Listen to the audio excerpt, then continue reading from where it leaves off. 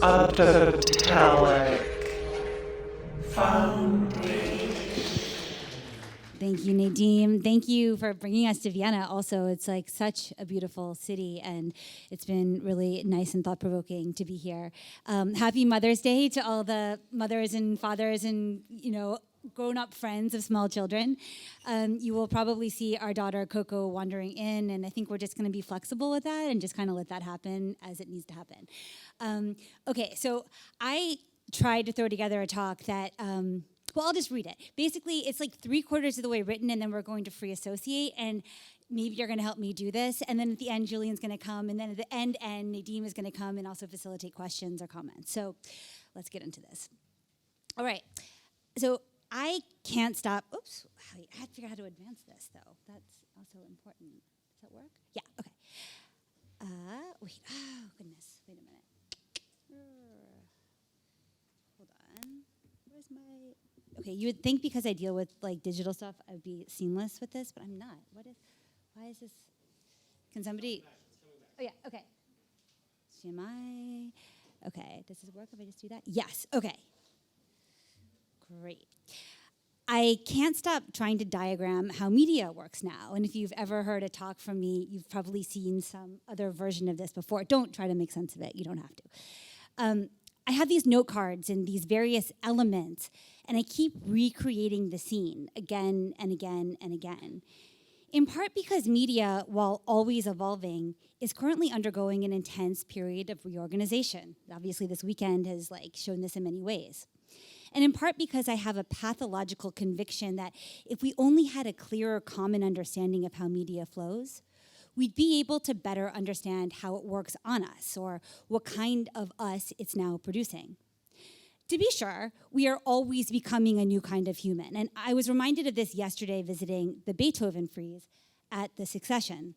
Most here are already well familiar with the story, but Gustav Klimt's mural was a big scandal at the time because in an exhibition that was intended to honor the life of Beethoven, Klimt rendered his contribution in an aesthetic that was totally anathema to the old guard's idea of how the human spirit should be depicted. Max Klinger's Beethoven Denkmal, by contrast, was a Rodin-like figure of Beethoven that follows the rules of classicism. The body is voluminous. It's individuated. It's like one big hunk, right? It's tethered to the earth. The head, which was understood to be the site of knowledge and the God-given soul, is heavy, full, ponderous. The fist is clenched in a demonstration of a uniquely primate capacity for a prehensile grip, right? So this is a very particular formation of the human. By contrast, Gustav Klimt's Beethoven Freeze features diaphanous bodies that seem to merge with their surroundings and each other. In this detail of the longing for happiness figures, the bodies are cloud-like, they're sensorial, a current of energy that cannot be contained or individuated. Defending Klimt, turn-of-the-century literary figure Herman Bahr, who happens to be the name of the room we're staying in at the hotel, so I felt compelled to add this whole little section in because it was providential or something. I don't know. Also, okay, I can tell you afterwards. Anyway, defending Klimt, turn-of-the-century figure Herman Bahr, one of the secessionists' biggest stands, wrote about the fundamental conflict in an understanding of who or what the human subject is. In Bahr's word, when classicism says man, it means reason and feeling. When romanticism says man, it means passion and the senses. And when modernity says man, it means nerves. I take this quote from Emmeline Butterfield Rosen's absolutely brilliant book. And in fact, some of that analysis before is taken from her book as well, Modern Art and the Remaking of the Human Disposition, which explores a pivotal change in our conception of the human subject around the turn of the 19th century, and shows how so much of the cultural conflict of the time can be connected to coinciding yet very different understandings of what it meant to be human.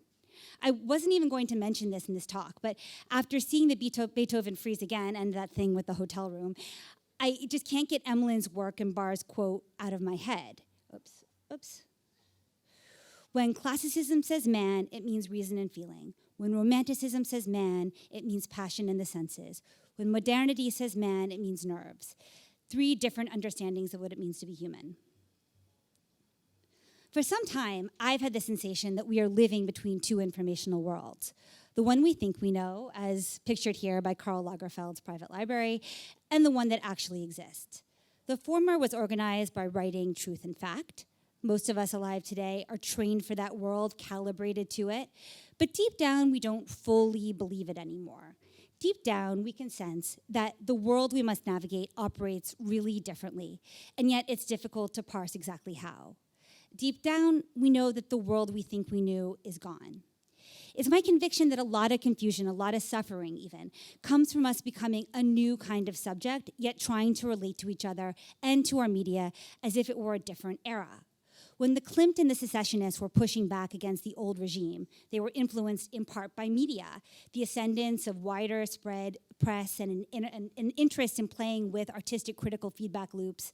I mean, that's an entire talk in itself.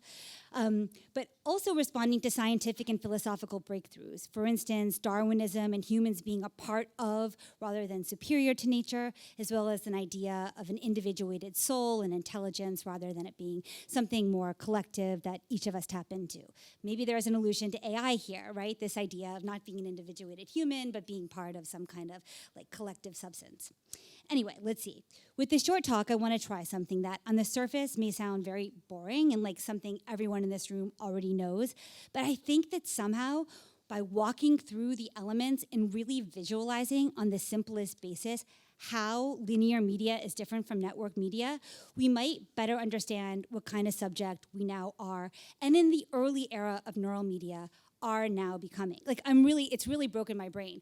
Kay Alado McDowell last year put out this taxonomy of media, and I've read it like maybe 30 times, and I just, for some reason, it's this like incredibly useful framework, and I just feel somehow passionate that if I can convey this to another group of smart individuals, that it will like also help unlock something for you. Even though what you're about to see seems so basic and simple, you're like, why are you telling me this? But I hope it's kind of like if you go into like a yoga studio to meditate and they're like, think of nothing. It's like on that level. I hope you feel it. Like, I'm really not trying to insult your intelligence here. I hope you see what I'm seeing, or otherwise you think I'm crazy, that's also fine. Anyway, okay. Oh yeah, so the three parts of media, yes. Okay, so example. And part of this little bit I'm taking from a previous talk, but global fast fashion retailer Shein lists thousands of new items to its site every day. There are no collections, there's no seasons, there's no indication of a world in which a particular set of objects might make sense. At a glance, the garments and other goods listed seem totally random, organized by a marketing strategy that feels really far from the practice of 20th century retailers. Think Abercrombie & Fitch tapping Bruce Weber and Slavoj Žižek for its substantial late 90s, early aughts quarterly publication. But there is a logic to retailers like Shein and Temu, etc. And it's a logic that leads to, in Shein's case, shipping nearly 1 million orders per day. So it's like this is a successful way of organizing objects in the retail space now, right? It generates a gross annual sales that, when adjusted for inflation, is more than 6 times the volume of Abercrombie at its height. Of course, Abercrombie sold mostly only clothes into a predominantly American market, whereas Shein offers not just fashion boxers, but also tongue scrapers and glute strengthening equipment. But still, this comparison will allow us to easily visualize 2 eras of media. One in which the human is something of an endpoint, a subject who receives a piece of content and desires to participate in the world of that content, and so steps into that world, makes themselves in the image that they are presented with. And then another, wherein the human mind is the render surface, right? The human mind is the render surface when we're looking at sites like Shein. For me, that's a big unlock. I hope that helps you as well in some way. The human must hold the fantasy in their mind and then scan the media for cues that allow them to project meaning onto the content. In the first example, Abercrombie, desire is in the image, right? Like young bodies, classic. In the second, Shein, desire is seated on the subliminal level. A panting tongue, right? Like with the tongue scraper. A big toned ass, obviously. I mean, boxers, whatever, like gilded boxers, you know, there are a lot of associations. But the narrative that compels someone to click on an object and then click buy comes from within them. It comes from within the receiving subject.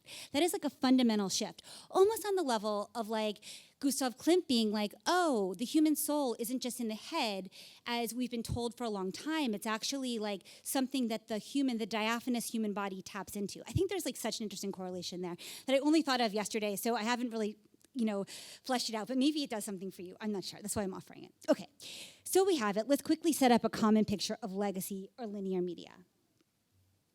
Linear is in relation to network and neural. So linear media, as it exists in a one-to-one relation to our lived experience, let's put it in real space, right? When we think of the Platonic idea of media, what comes to mind?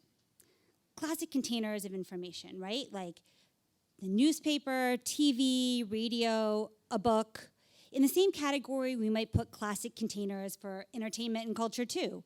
A music album, a gallery show, a film, a fashion collection.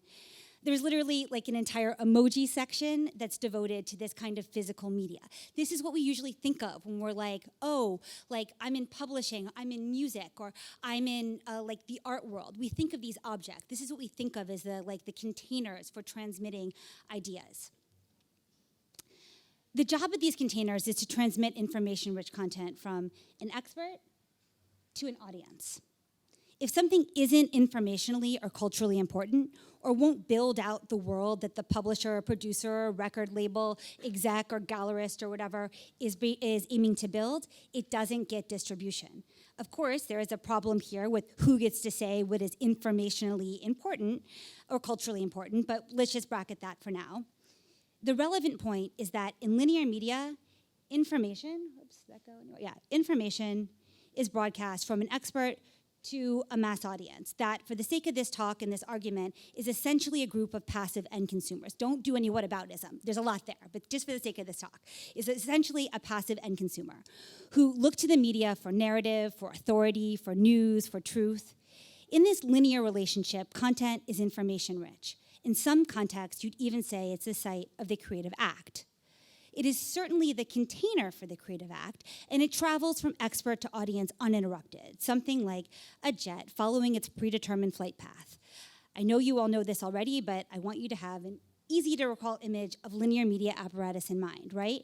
I'm obviously leaving out all the circuits that underpin linear media, but again, that's for another talk. Relevant here is the relative simplicity of content's role in linear media. An expert creates a piece of An expert creates a piece of content, that content finds distribution, and an audience receives it. Our Abercrombie example is a relic of linear media. Back in the linear media days, people would scoff at magazines like Artforum and Vogue for being filled with ads, as if this explicitly commercial material were threatening editorial integrity. Of course, these pearl clutchers miss the point because, as in retrospect, the ad content is often much more interesting to unpack than the editorial, as it's the contextualizing ballast that gives the editorial its potential for edge, right? Like, the editorial gets to be edgy because, like, J. Crew ads or Abercrombie ads look like mid, so then they get to be, like, chic in comparison. Furthermore, it's often the same photographers who are shooting both. There is much more to say about magazines as proto-network media, and there's like a really interesting argument in that, but that too is for another talk. In an age of like digital media, everything can be like capitalized on or metabolized, and in Q&As you get all this whataboutism, but to get through a talk, like you just have to stick to one kind of logic in a linear sense and be that jet that just tries to get from point A to point B. It was so hard to write this because you can go on a million tangents. And in the era of AI, it's like so hard because like you're chatting with Claude and you're like, oh yeah, that's great idea. Let's go into that. Okay, but anyway. As content, this Abercrombie ad presented a fantasy world for its audience who would consume it by looking through the images and maybe buying some of the pieces. Unlike a later era of this market with brands such as American Apparel, era of the Cobra Snake, or Brandy Melville, era of Instagram, there was no immediate mechanism during this time for Abercrombie's pre-network media customers to be discovered by Abercrombie and folded back into the marketing effort. The brand's success hinged on the narrative power of its content, whether that's its ads, its lavish publications, or the brick-and-mortar retail experience it offered. The all-importance of the content element in linear media cannot be underestimated. Most of the laws and norms that we have in relation to communication were created with linear media in mind, whether that's freedom of speech, or copyright, or notions of authorship, or authenticity, or a sense of a mainstream society and its subcultures, or the practice of fact-checking and publications of record, or the very idea of communicating truth, right? all of these things can be practiced or at least straightforwardly adjudicated in some way within the structure of linear media, because the components are easy to observe and exist in a one-to-one relation to the human layer. Both the financial gains of success and the liability of error correspond to the primary actors. There is minimal alienation. So this is the linear apparatus. But communication has grown more complex. So this diagram quite obviously no longer describes our experience of media. For the past decade or so, people have been predominantly accessing linear media via a structure we'll call network media. As network media does not share a reality plane with linear media, let's put it in a non-space. As with linear media, content remains central, although it operates really differently here. We'll get to that in a second. Often the content of network media often comes prepackaged as linear media, right? So that's often the bait. A magazine article, a new album, an art biennial. You might think of in mind the Whitney biennial, or any biennial gets protested, right? That's a piece of content that then will go through the network media machine and change, and it becomes something else.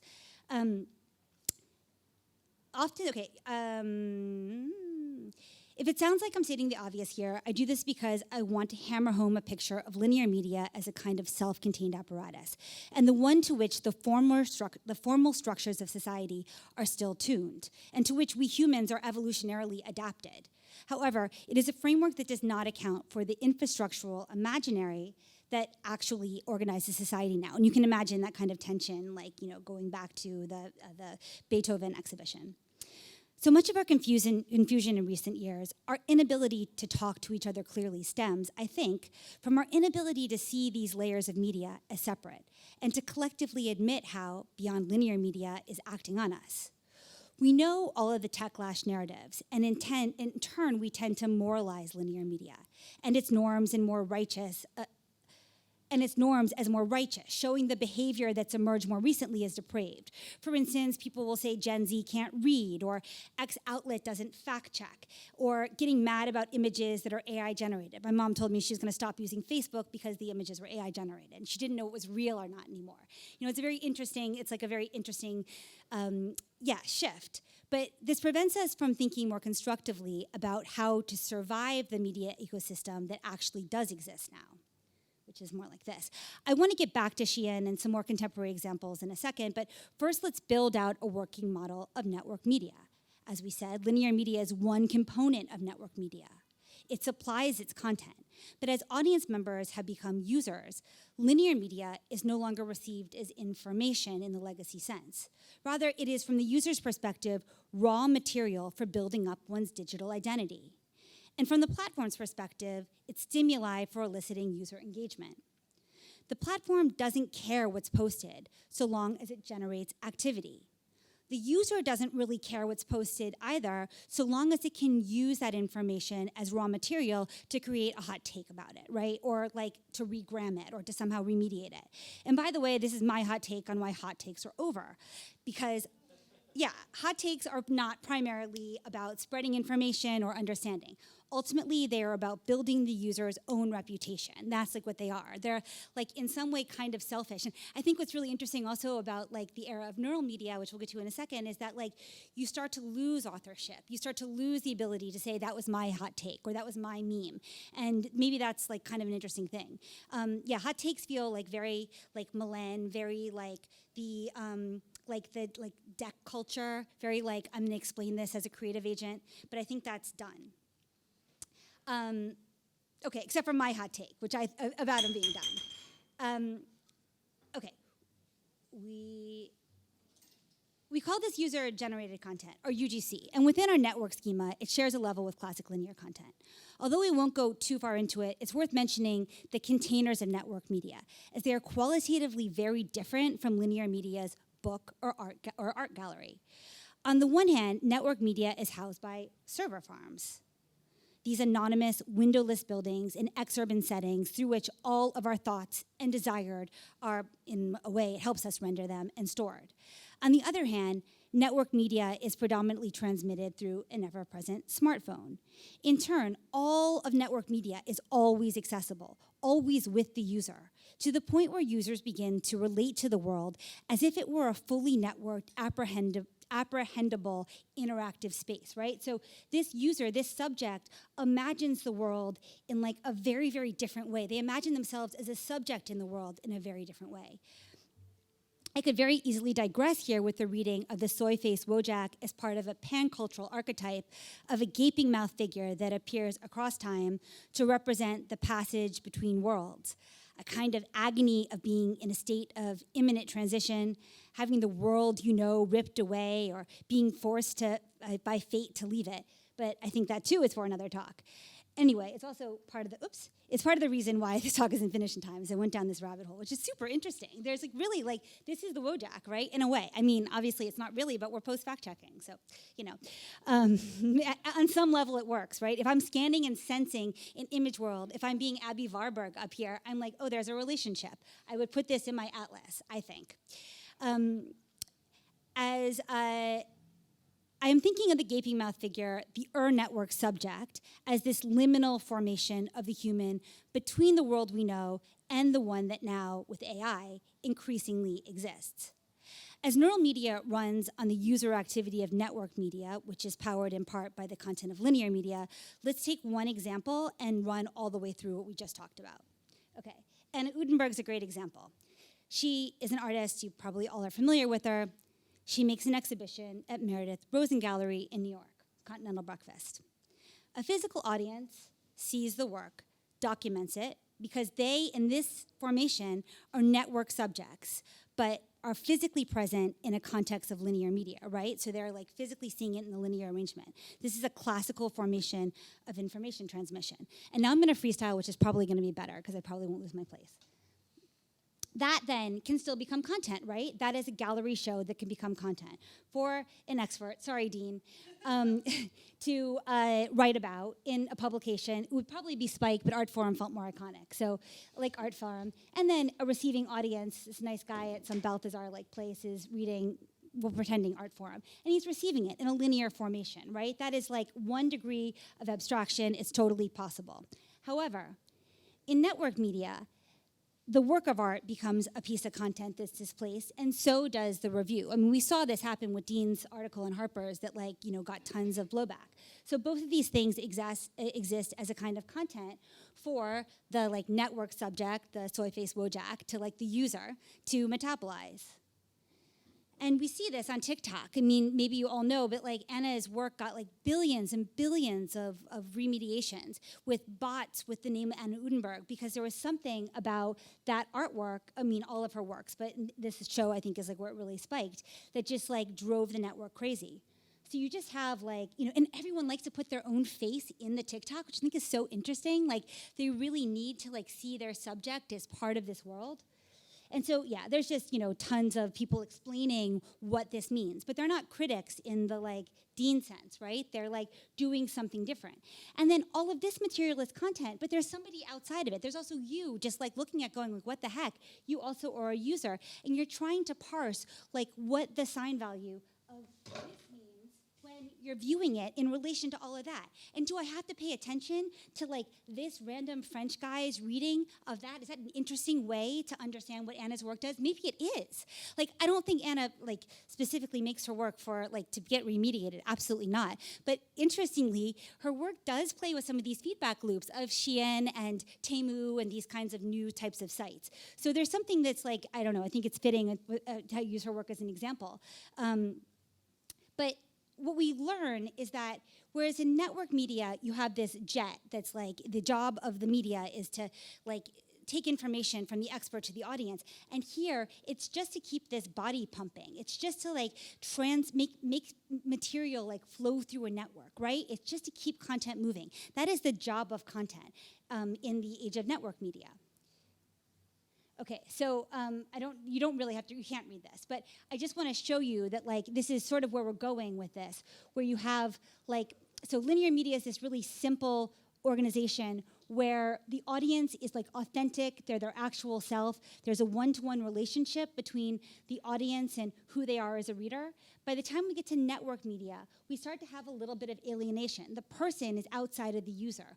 The person like puts on a user in a way to interface with this network media. And the network media, like when, you know, it's like when you see people, I was listening to Helen Molesworth talk to Dean about his piece. And Helen Molesworth, wonderful curator, and she was asking him about, does he want to, like, why is he upset about identity being in art?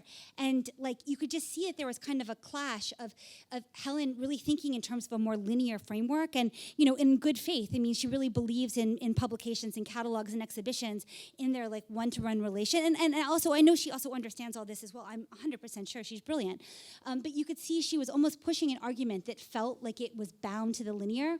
Whereas Dean was saying, yeah, like, well, but identity, that's like this thing that like, you know, that's like this kind of neoliberal thing of identity. Identity is something that we sort of shop around.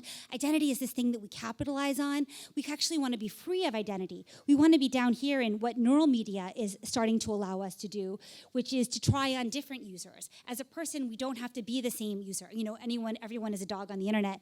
You know, everyone is a girl online, right? Like, and you can be these different kinds of individuals. And there's something that like feels really like late about the art world. I mean, I'm bracketing this. Obviously, like the art world was like a lot of white men for a long time, and that also wasn't cool. But I don't think in this era, like the idea of like, identity does just feel, it just feels bound to like an older time period.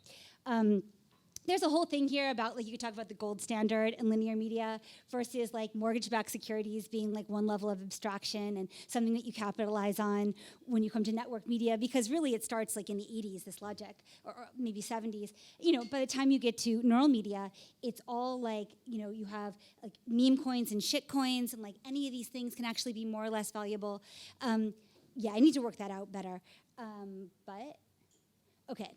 So, but if we get back to the Shien example, we can see that like the way that, you know, you kind of have to make, this is kind of raw material, like you make your own content from it. It's like those boxers, there's no narrative coming with those boxers. Those boxers just arrive.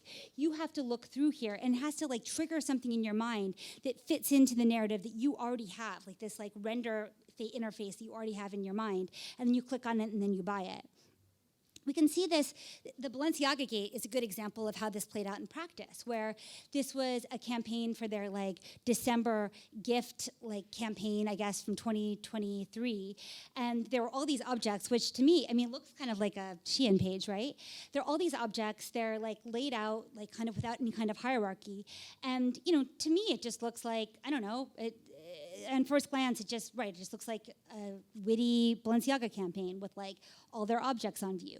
But if you were very online, you might see, you know, sacrifice, cannibalism, like, you know, child trafficking. You might read that into it, right? Because that's the narrative that you find exciting. So you're looking at something that is like pretty benign, and you're picking up on lots of symbols, and you're starting to, you know, the brain is the render interface.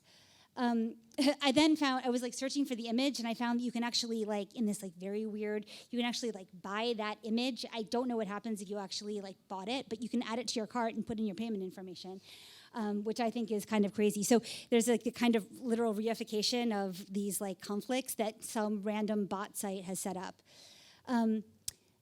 You can also think about this in terms of like the White House's Twitter, which hopefully none of you spend too much time on or have to, and I'm sorry to bring American politics into this, but it's a really good example of this weirding, because it's like, it's kind of just all this, I mean, it's not totally random. Obviously, like the White House wants to, or, you know, or what, I don't know how conscious it is, but what it's doing is it's trying to like seed your ideas like in a mimetic way with all this crap material. Like this is slop. This is just like slop coming from the White House.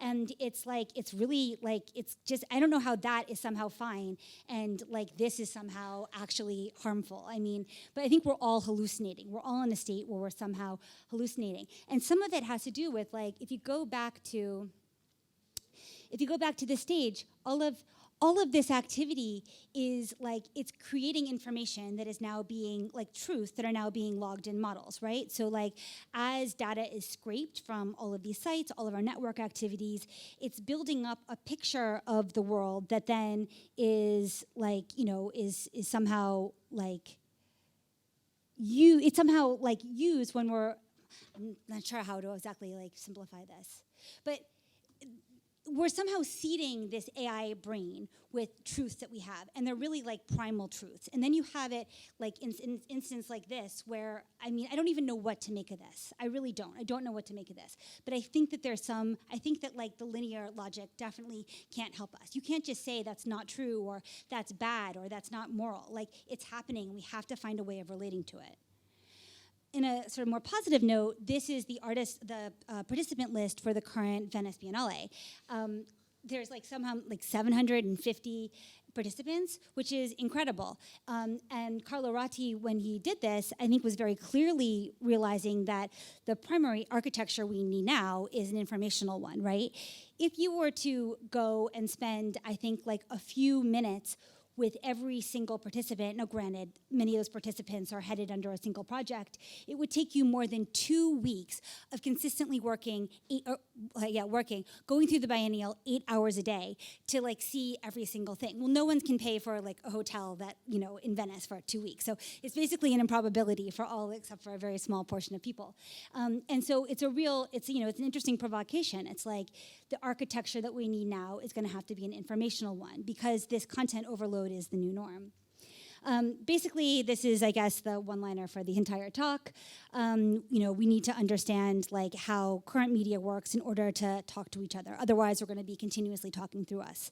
And that's what I have prepared. Maybe Julian can join now, and we can talk through some of this stuff. But yeah, thank you.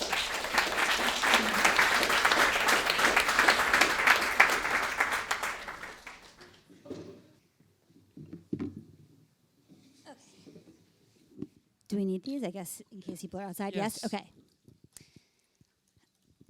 Okay. So Julian, I think both you and I, when you were working on your talk, we were both thinking about like how to sort of state the obvious. But I do feel like there are these. I have it broken up into these eras, which of course is a bit of a fiction. But I feel like it does help us understand like what the media is we're looking at better when we see it ensconced, sort of like swallowed by all the other layers of media. Yeah. Yeah. I also think it's, to me, the problem is that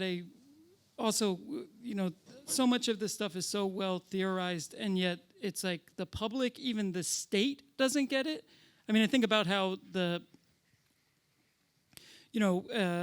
J.D. Vance, Europe expressing concern, European governments expressing concern about X and its algorithm, and J.D. Vance saying, oh, well, we support Europe militarily. They should respect our culture of free speech. As if, like, X is a platform of free speech. That's a paradigm that does not apply to that form of media whatsoever. And the fact that there's even any, like, hesitation about free speech concerns for Europe to ban X, like, they should just ban it. It's not free. It's not a platform for free speech. At this point, it's kind of like the personal psyop machine of a South African billionaire that's like really brainwashing people into radical far-right beliefs. But I also think the idea of free speech is also tied to the individuated user or audience member. And when you no longer have that idea, like the myth of the creative individual, like the individual as author, the individual as responsible for themselves, both in terms of their positive gains, but also in terms of whatever liability. I think especially when we're in the time of AI, like when production becomes like explicitly collective, if we're rendering something, if we're outputting something using a model, we're drawing from collective activity. And so I feel like we need to shift the idea of subject. And within that, then what is free speech? What you're allowed to output, or what's scraped in the model? Like, I wonder what free speech is when you're dealing with neural media. I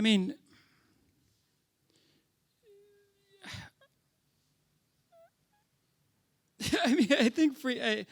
I don't know. I mean, free speech is the I guess is there not being the absence of a threat or punishment for saying any particular thing. You think about like the Balenciaga model, right? Like that ad campaign. Right. And like that was, and they put out effusive apologies because they didn't want to continue to inflame the network. Or I don't know what the logic was behind their response, but like, like that seems like it's pretty benign, but it was absolutely, the public is basically the adjudicators now of like, what is allowed to be said or what isn't. If the White House can do this like, like Ghibli studio, or no, like this, whatever, AI rendering of like, Trump as the Pope, right? Right. Like, that would be not an allowed image for a couple of thousand, for 2,000 years. That would be like not allowed, and suddenly it's fine.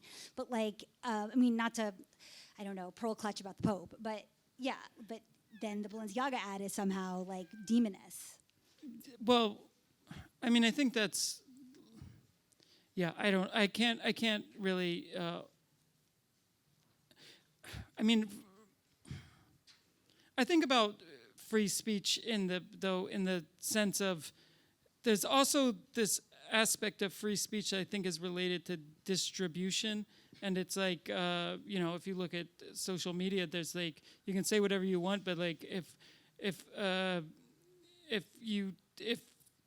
you tweet and nobody sees it, like, is it a tweet? Like, there's I mean, everyone's felt the algorithmic vibe shift that happened with Trump's recent election, where a lot of people who were like really hot during the Biden years, or even before, when the tech platform owners were kind of on still on the liberal end politically, people who had like tons of engagement now are faced with like no engagement at all, and it's also like That's unsettling true. to see them kind of still repeating these habitual behaviors of like you'll see someone post a picture like looking cute, might delete later type post, dancing in a mirror, and you look back 4 years and they'd post this and they'd have like a couple hundred likes or whatever, and now it'll be like 5 people and one comment, so and they're true. still doing it. It's like actually like really sad, but also kind of shows how deeply ingrained these like this habitual kind of expression into the network has become. I mean, there's a part of me that thinks the entire thing is becoming unsustainable, and that we're going to have. I mean, I think part of the reason also maybe why we both did these talks that are kind of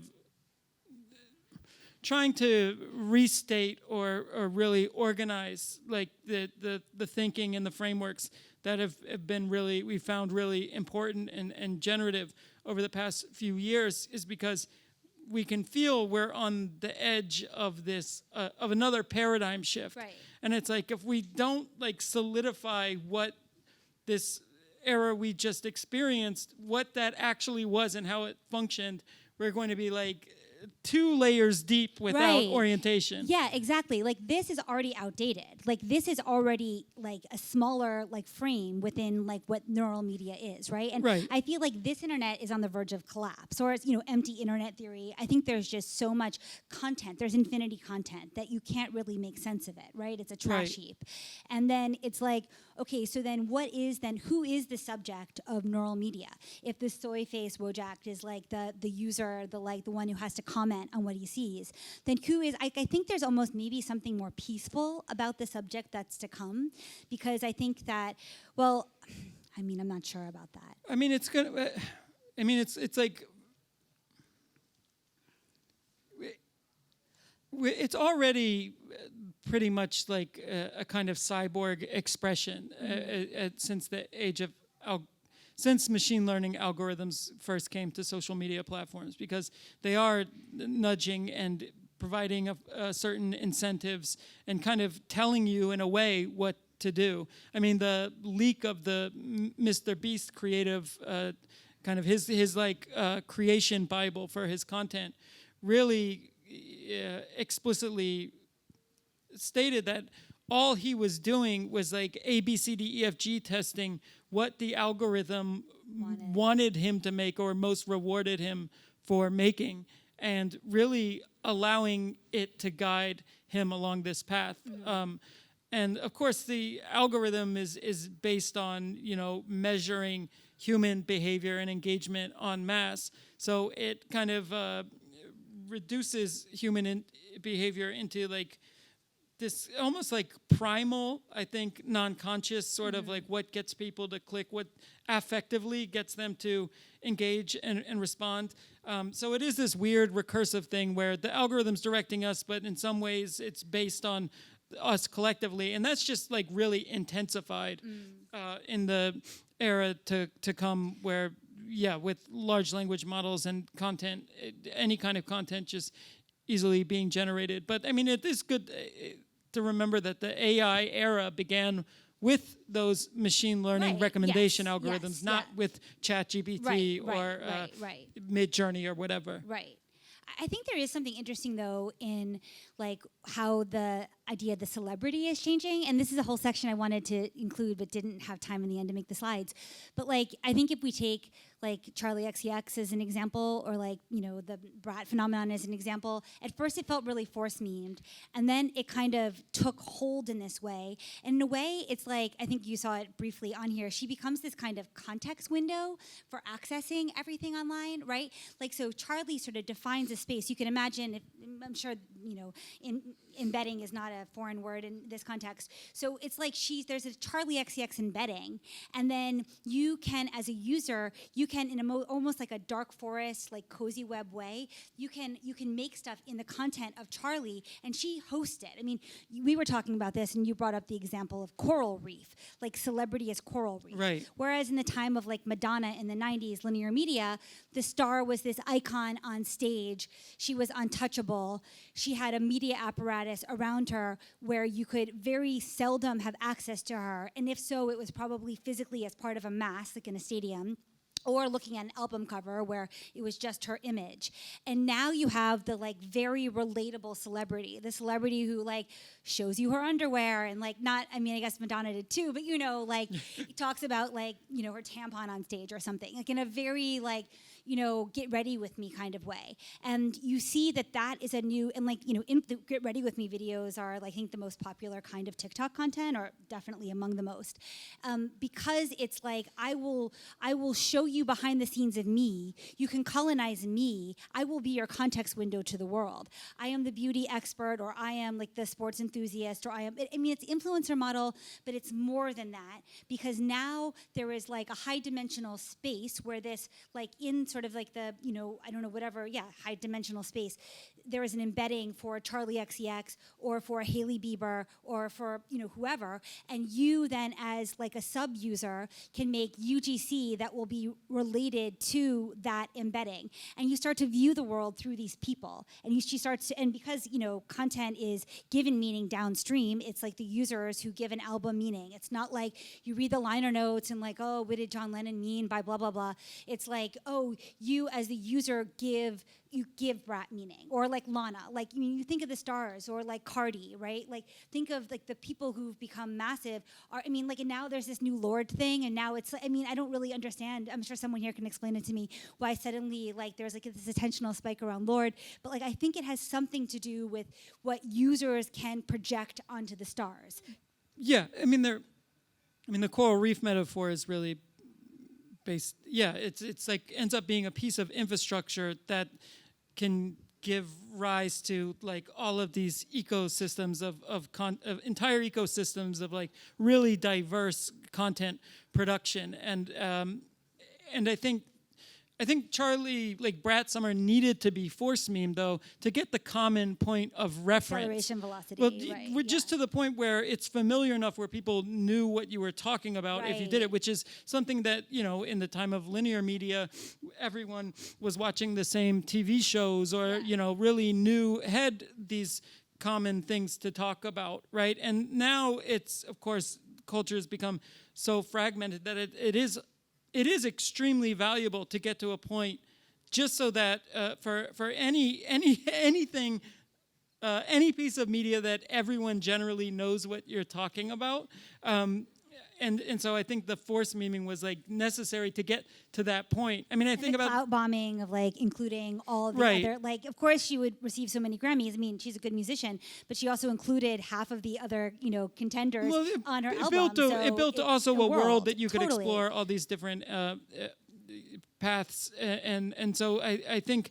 that it offered a complete world or ecosystem for people to explore and get involved in. And I mean, I think also though about just the kind of like mass recognition, right? There's been an explosion of live streamers like I Show Speed or something, and I mean these people like stream for like 4 or 5 hours sometimes, and I'm just like, who has time for that? Or like the Emma Chamberlain content, which is just like very like, here's my day. But the thing is, you look at the popularity of these streamers, and then you look at like, I mean, they've literally studied this. It's like young people are like just hanging out less or just doing social activities less.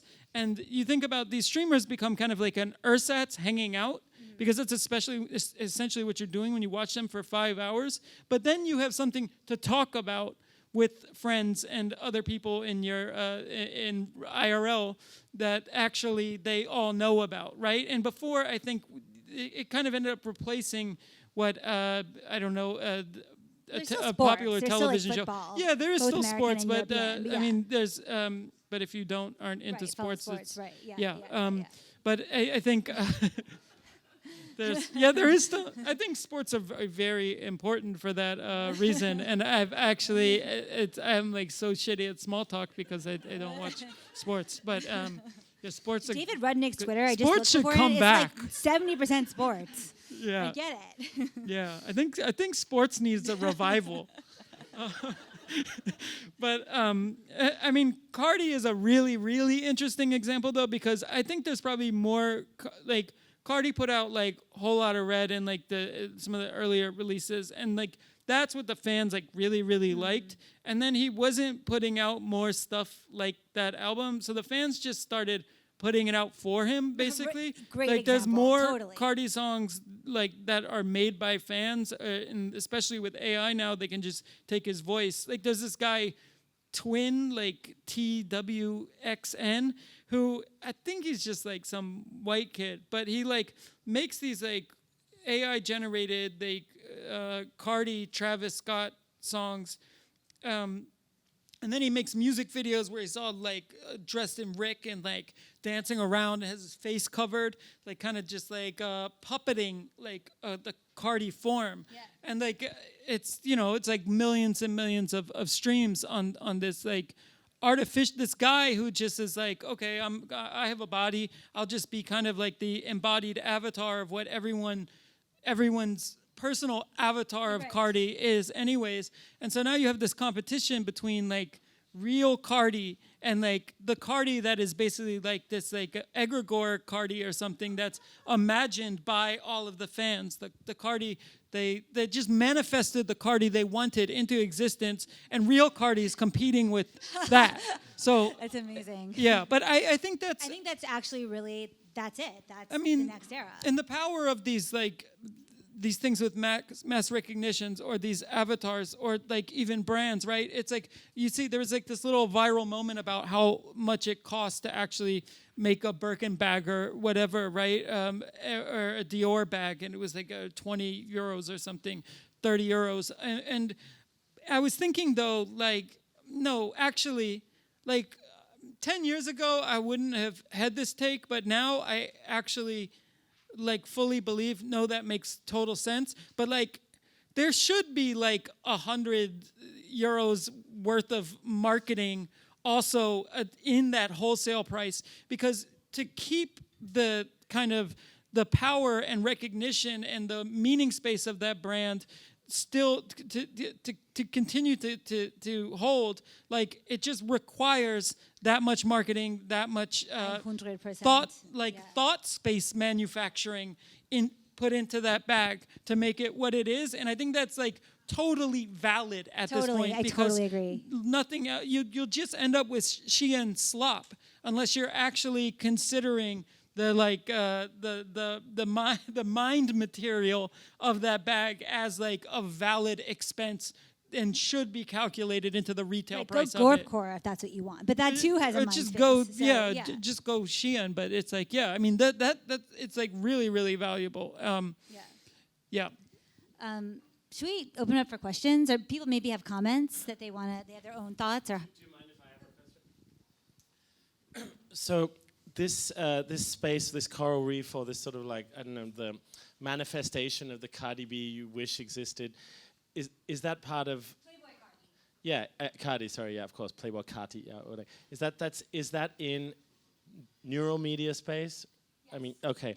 Well, And we're in but we're that's in just between. okay. Yeah. So that's like the kind of first part of the question. But how does this relate to the concept of like the universe? I mean, like, you know, when I say like, and I think a lot about, for a long time, sadly, about WWE, like World Wrestling Entertainment. They always talk about the WWE universe, the same way as like the Marvel universe is sort of in kind of the Hollywood, you know, space. And I mean, I'm just provoked immediately by this idea of manifesting, you know, Playboy Cardi.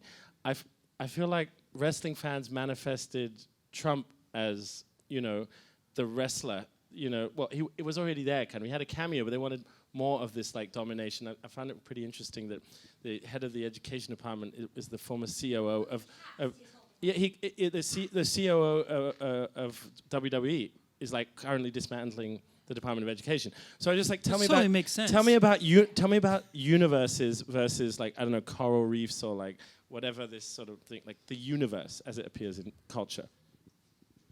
I mean, in the way you're using it, though, you're using universe as world. I mean, of course, Marvel universe sounds better than Marvel world, which sounds like Disney World. So you're using universe. But I think, like, so if you mean like universe in terms of like universes, they're plural, or yeah.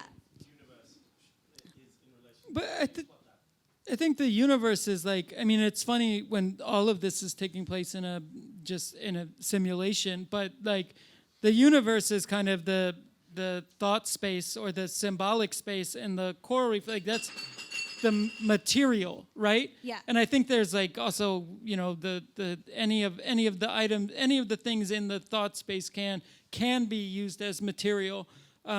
So maybe I guess they're kind of the same thing, but I think certain material invites, it's kind of calls for being used as a resource or material to remediate, to make your own content. I mean, the Brat cover being like this green with this like regular ass font, like it's just like, of course, that's just like this obvious bait to invite you to make your own permutations of it. And I think, I mean, the Marvel expanded universe is all about characters, right? I mean, all of the different characters in the universe. And so, I mean, you can, of course, like, yeah, you could make like weird like children's videos on YouTube with the Marvel expanded universe like burying each other alive or whatever. I don't know if you've seen this. That sounds really crazy unless you've gone into the dark AI YouTube hole. But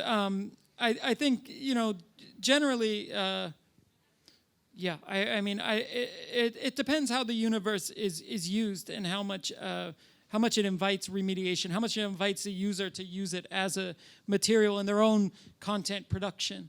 Which in the White House's case is a lot right now. Like in some ways you can imagine they're putting out this content so that users, like it's bait. They like, want to be used. They want to be used. And it's like their new idea of democracy. And again, I don't think it's necessarily conscious as opposed to just sort of like, they're just sort of rolling with it. But they want there to be like users like responding, liking, like getting upset about it. That is democracy in action. Look at all these people responding to what we're doing, right?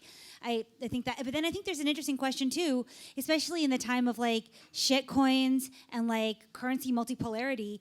Like, okay, is each universe essentially gonna have a kind of currency? At what point does like, because like in shit coins, meme coins, it's like the image is valuable, right? It's like the image plus the idea. It's just attention. It's attention, right? But it's like at a certain point, all of these, like you start to have a merger of like, you know, a dollar is just, I mean, like, yeah, what these different how these different currencies work when the image and the value and the meaning are all sort of placed in the same arena.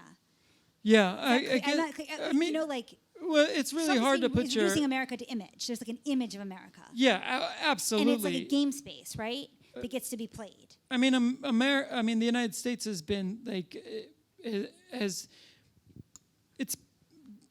it's been consumed by its own like fiction making apparatus for like a really long time. It's part of what made it America. Point. I mean, initially, yeah, absolutely. Right? Also, I mean, I think about. I mean, I think it began.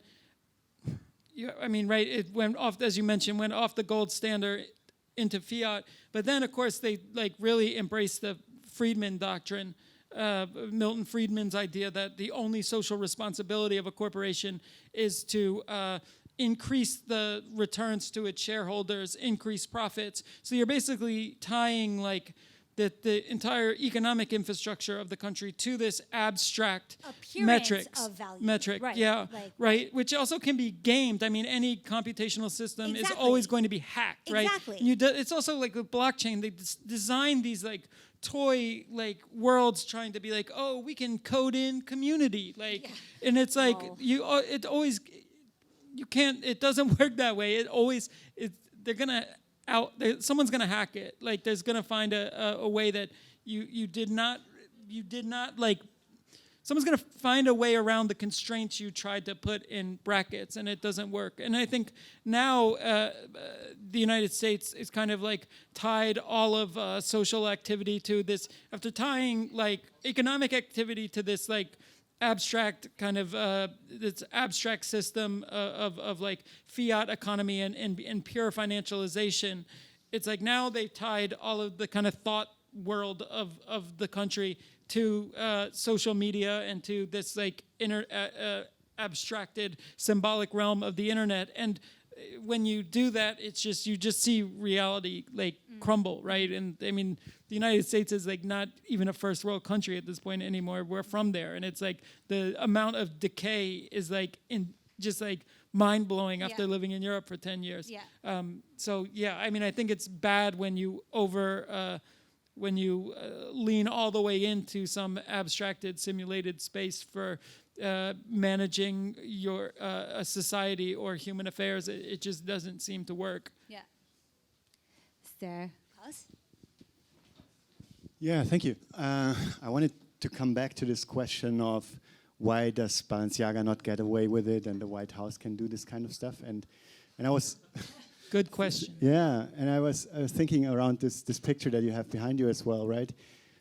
Where it's kind of every user is equal, but obviously that's not the case.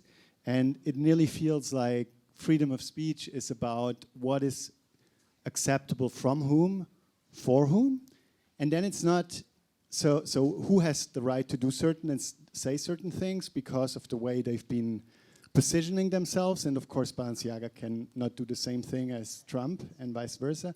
But then it's also about who has the bigger hose to flood the zone.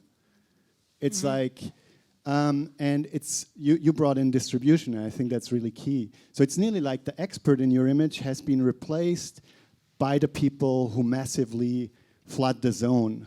It's like that's why all the podcasters are now the famous people. They are basically just talking to people. But that's what's important. It's not so much the content you produce, but yeah. So yeah, I think it would be really interesting to try to complexify these images with the characters in it. Oh, you can complexify it and endlessly complexify it. Yeah.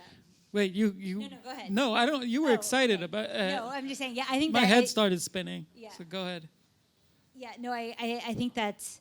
I do think that's really right, and that's why I mean there's this whole idea of like protocolism, or like the creative act has migrated upstream, if we think about it left to right. I don't know if that's a useful way, but to the area of the platform or the protocol, that is where the creative act can happen, or way downstream at the level of a user who's able to create something with enough mimetic gravity that ends up like really gaining traction. But the middle space, I mean, that middle space is just like a dead zone. Like content is in zombie mode. I keep thinking that. And I mean, I say that as someone who makes content, right? Like it's very demoralizing making content knowing that you're actually in this middle zone. But our audience is small enough that we still sort of work in a linear structure, more or less. So I don't know.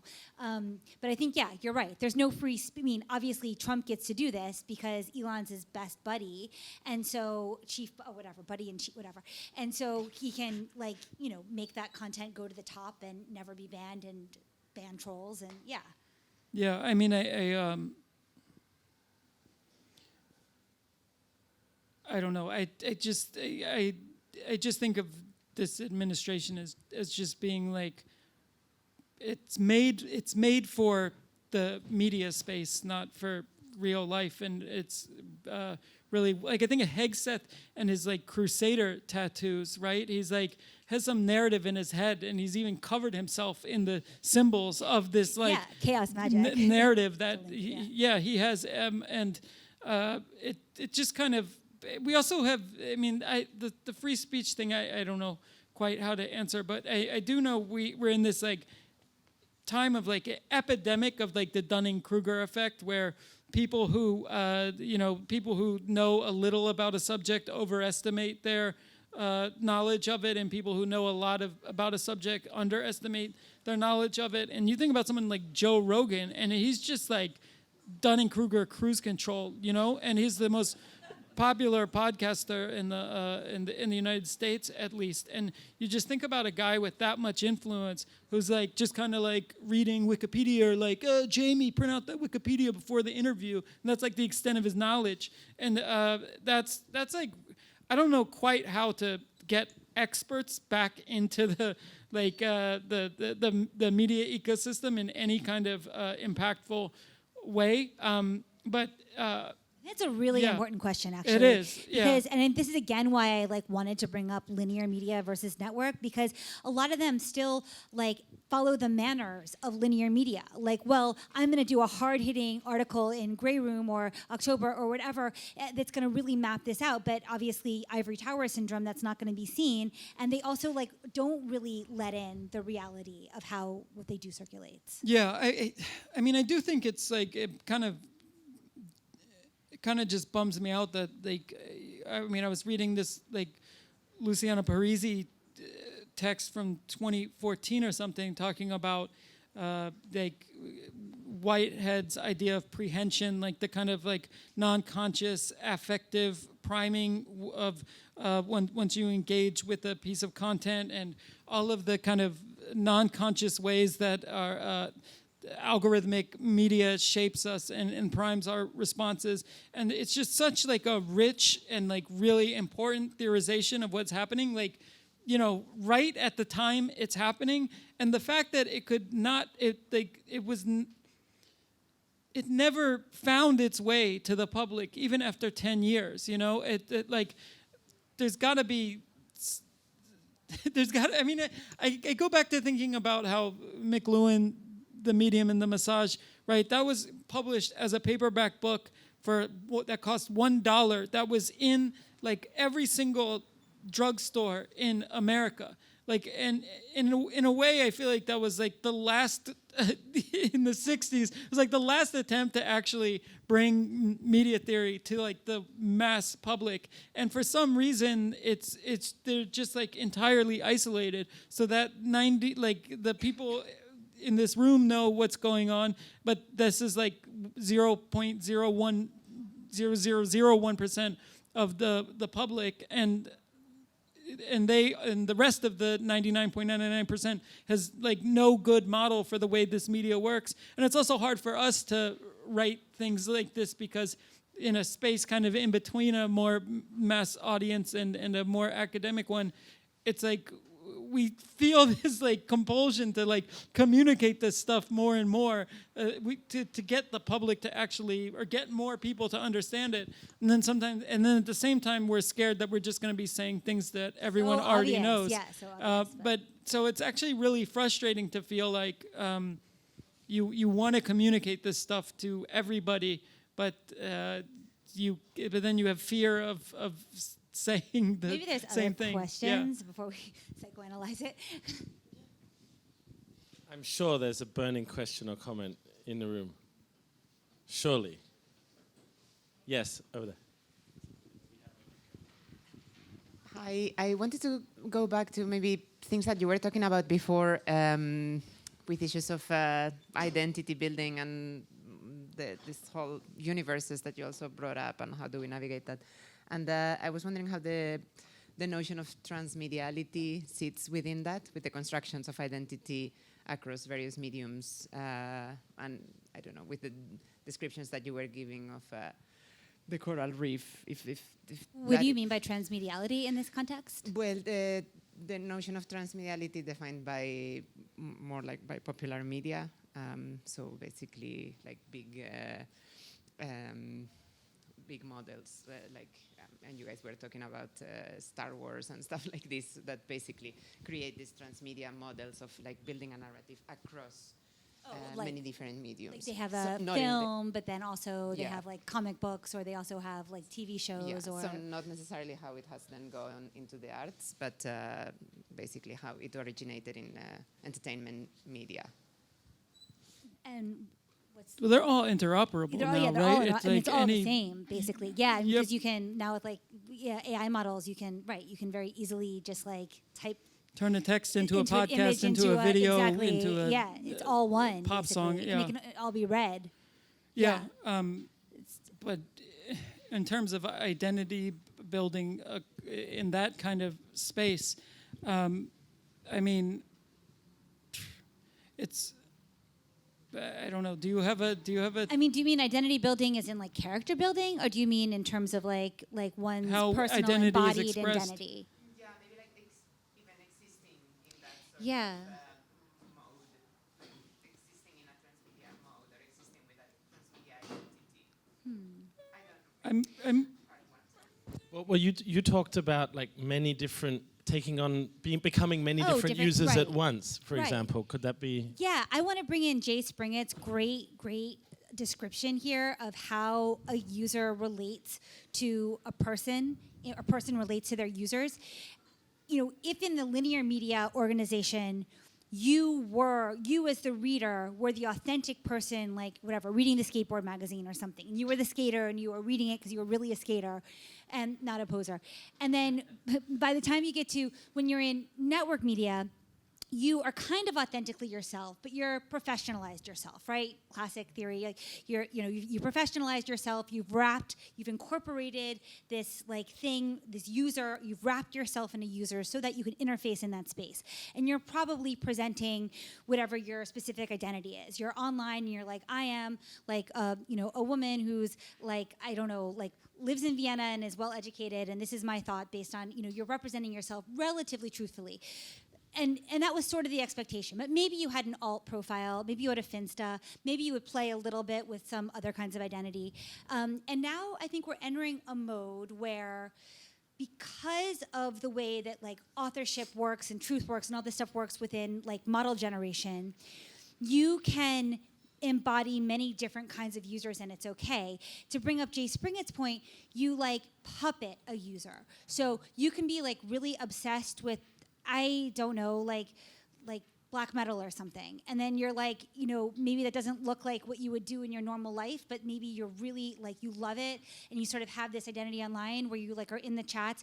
You can like authentically, like you can earnestly, like non-ironically go in and be that subject. And I think that's interesting. And the next day you could also be like really into opera, and you could have these different, you could have these different personalities that you would really, you would puppet, and you would earnestly puppet it. So it doesn't even come into a question of authenticity, so long as you like, showing up to a LARP and like really being in character, like that matters. I mean, when you think of the January 6th protesters, you almost feel, I don't feel sorry for them. It's really stupid, but I mean, they like really believed in the characters they were playing in that LARP. That was like a game space for them. They were showing up. They were like full on there to make it real. And like, it was almost like a promise was broken when they realized they were going to actually get arrested.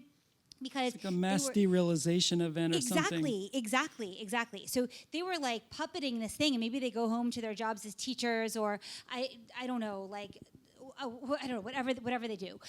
Those guys did, and yeah, they had it was like a breakdown. But I think now you can be more fluid with your identity. I think in these digital spaces. But even though we're kind of they're trying to regulate like one identity per social media platform, like blockchain the user so that you know where they've been, where they're going. Like, how does that stand up against what you're proposing? That's true. I mean, I think there's going to be, I don't know. I mean, it'll be like proliferation of profiles or... Well, but the thing is, I think as, we're already seeing like this like flood of AI generated content and slop and brain rot, et cetera, a flood of bots like Twitter, unless you like are just really excited about like LARPing like Nazi world and like migrant crime sizzle reels, like it's not a useful place anymore. And I think the internet is probably, with AI just the accessibility exploding, it's probably going to end up shifting and looking very different in the next couple of years. And I imagine I don't know how social media is going to work in this context. I think probably what will happen is machine learning algorithms will like narrow the kind of flow you're in so that you actually are kind of, and the path defined for you ends up being a smaller path through it. I think in general, the internet is going to feel a bit smaller and a bit less like you're just like afloat in this mass of billion users. I think a lot of the language, like the lexicon around defining one's identity, gender, sexual orientation, etc., I think that lexicon really came out of the fact of this like need to be able to define oneself in a machine legible way in a overwhelming kind of an overwhelming just like mass platform that's also very low resolution, where you can't, those things aren't kind of implicit in the way they would be face to face, or they don't operate the same way. It's almost like you use them to be able to signal where you belong and also help navigate kind of hierarchies of privilege or marginalization. And I think as that kind of just being in this giant mass kind of starts to break apart, I think in a way your identity will be a bit more reflective of yourself on the smaller scales of the internet.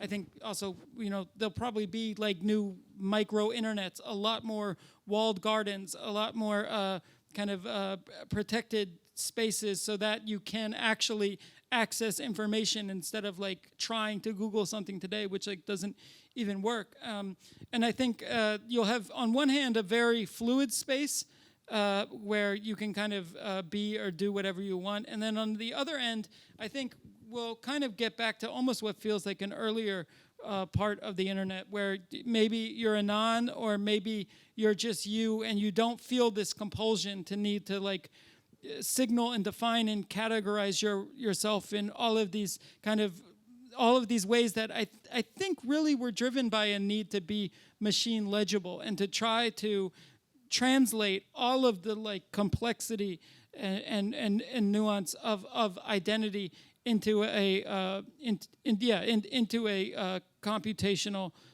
machinic space. If that helps add anything. Does anyone else want to ask a question or offer a comment? Yeah.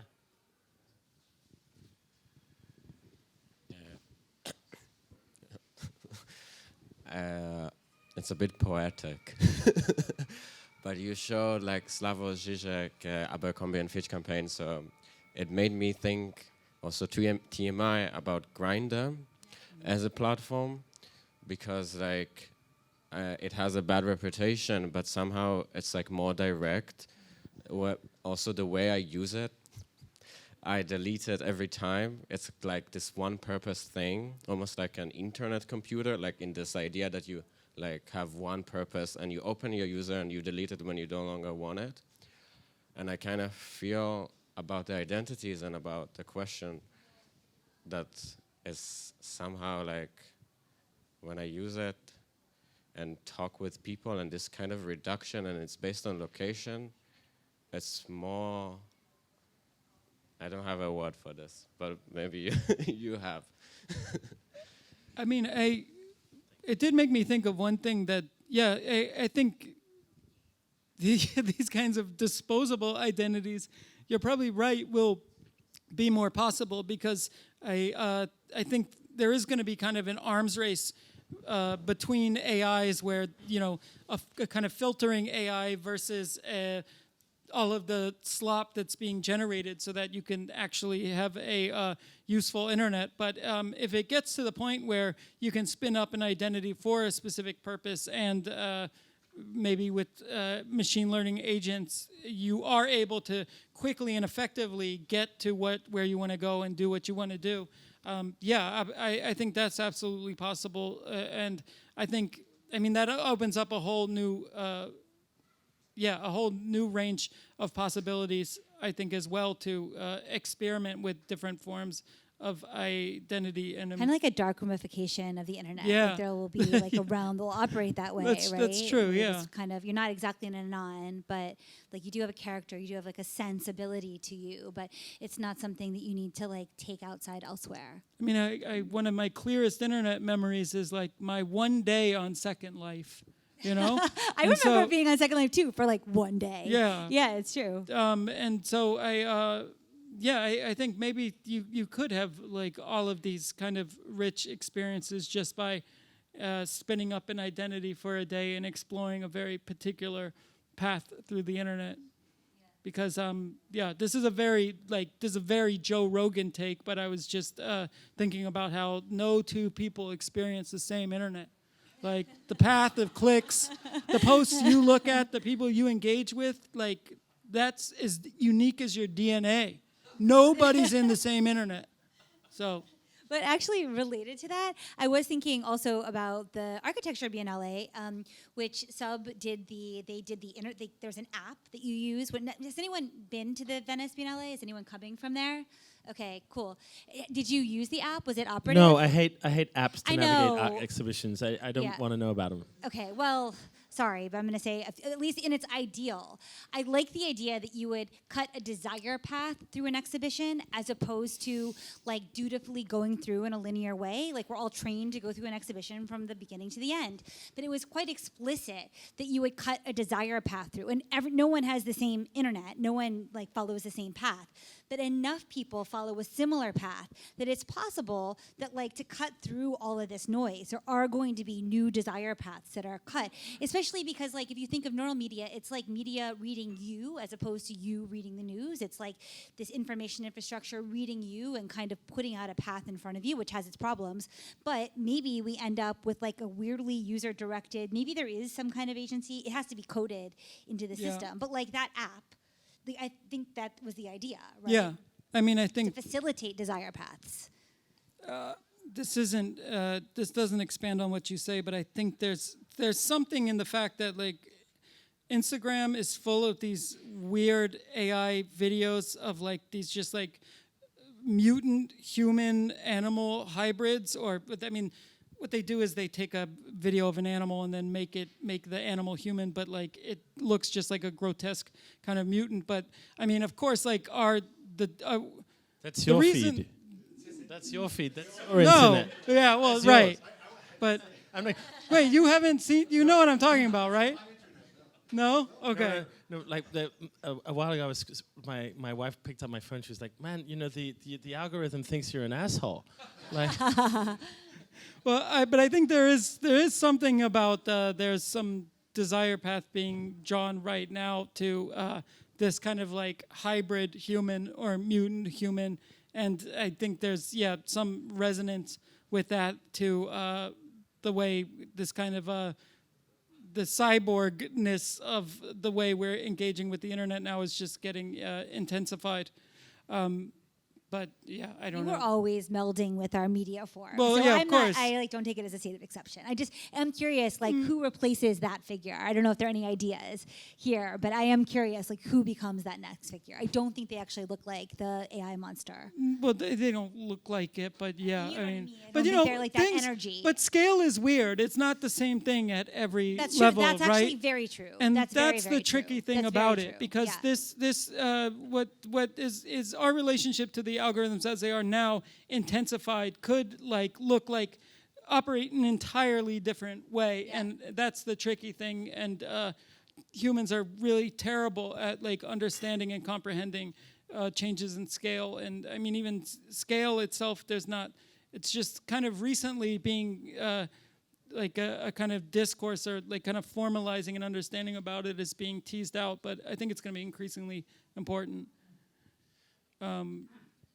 So perhaps we should end this scintillating conversation. I just wanted to pay a big compliment to your Abby Warburg style, like historical read of the Soy-Face word jack. It actually blew my mind. And I want to thank Julian for coming in and just really like enlivening, what was already a really incredible and like massively expansive presentation. I want to thank all you guys for sitting through it on a sunny afternoon. And I also want to invite you to the Reactor Theatre, if you can handle it, for another night of screening.